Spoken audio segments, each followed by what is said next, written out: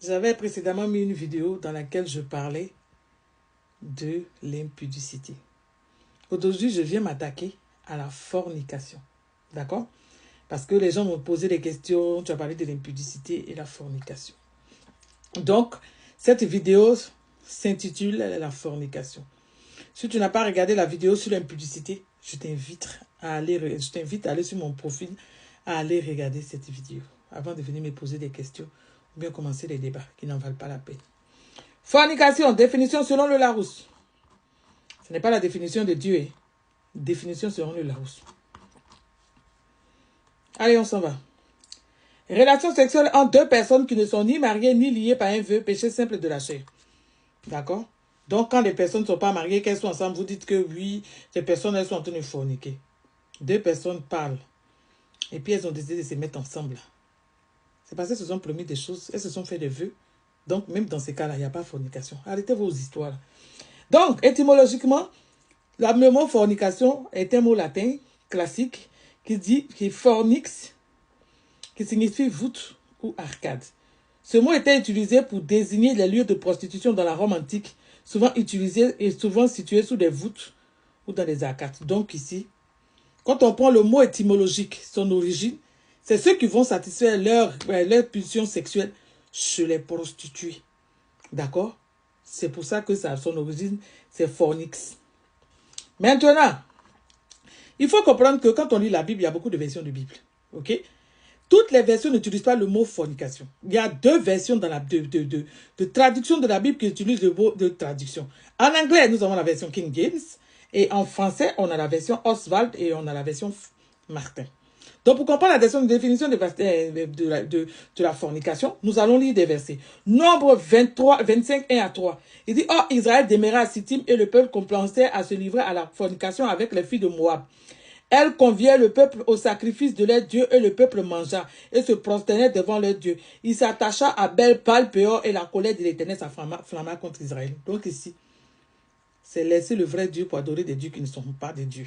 Voilà l'origine. C'est-à-dire que la pensée première de Dieu, quand il parlait de fornication. On va prendre Osée 4, les versets 12 à 13. Il dit, mon peuple consulte de bois, qu'on consulte son bois, et son bâton lui prophétise. Car l'esprit de fornication égare, et ils se prostituent en abandonnant leur Dieu. Donc, la version Oswald donne la définition de fornication. Osée 4, versets 12 à 13. Mon peuple consulte son bois, son bâton lui prophétise, car l'esprit de fornication égare et il se prostitue en abandonnant notre Dieu. Donc, c'est aller chez les marabouts, aller chez les féticheurs, aller chez les diseurs de bonne aventure, c'est faire de la fornication. D'accord?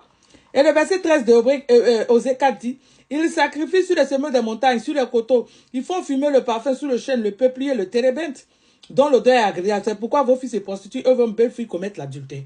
Donc, la fornication ici signifie laisser le vrai Dieu et aller adorer des dieux qui ne sont pas. Ok? Donc, la version Martin aussi en parle. Et dans le Nouveau Testament, Jésus a été tenté par le manger.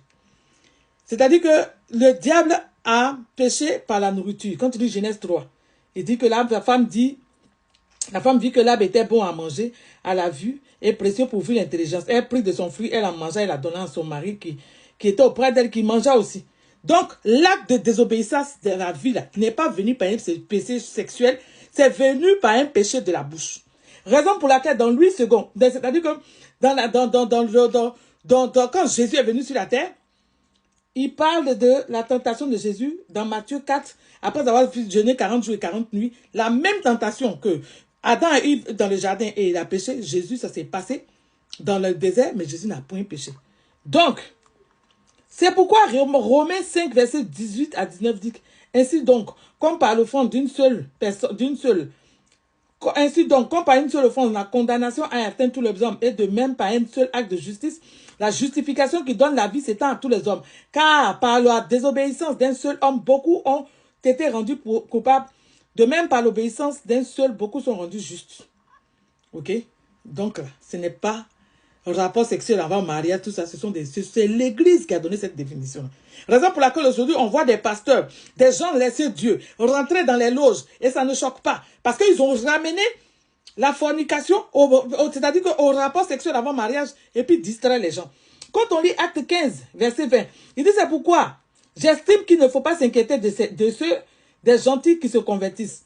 Mais elle leur écrit de s'abstenir des souillures, des idoles, de la fornication et des animaux étouffés. D'accord? Et du sang. Encore, ce sont des adorations sataniques. La version Oswald, la version Martin.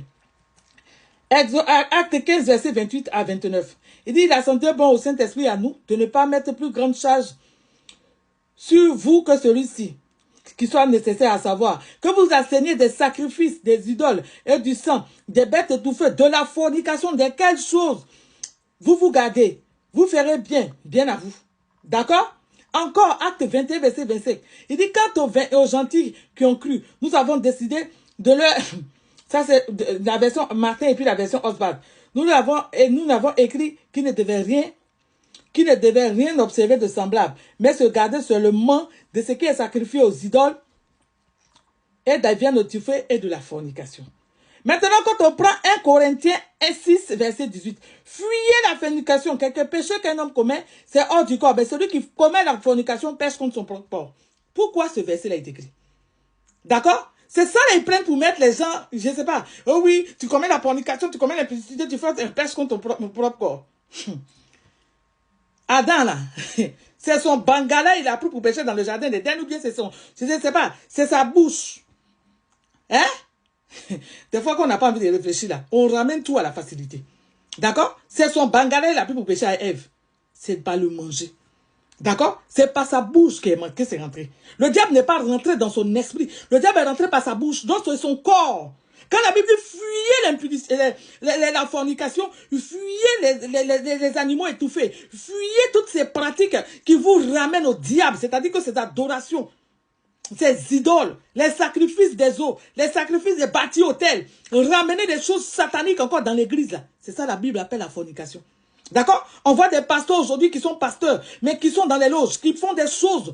C'est-à-dire que, comme ils ont tout ramené au rapport sexuel avant mariage, aujourd'hui l'église accepte même qu'un pasteur appartienne à une société secrète, qu'un pasteur appartienne aujourd'hui à une loge. Ça ne choque pas. Pourtant, c'est ce qui choque Dieu.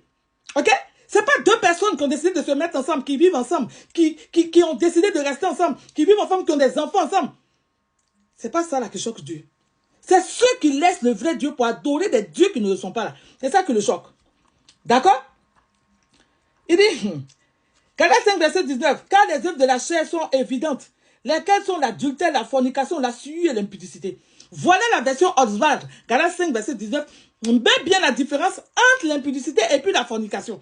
Impudicité qui a trait à la morale, d'accord? C'est-à-dire que les actions sexuelles contre nature, qui choquent la morale, et la fornication, qui consiste à adorer des dieux qui ne le sont pas. Ok? Donc, ils vont dire que oui, ce que Dieu veut, c'est votre sanctification. C'est parce que ce que Dieu veut, c'est votre sanctification. Que vous vous abstenez. C'est ici, en effet, 1 Thessaloniciens 4, verset 3, la version Oswald. La volonté de Dieu, c'est que vous soyez sanctifiés et que vous vous absteniez de la fornication. Pour le comprendre, il faut lire 1 Corinthiens 1, verset 30. D'accord? Christ a fait justice, Jésus a fait justice, sagesse et sanctification.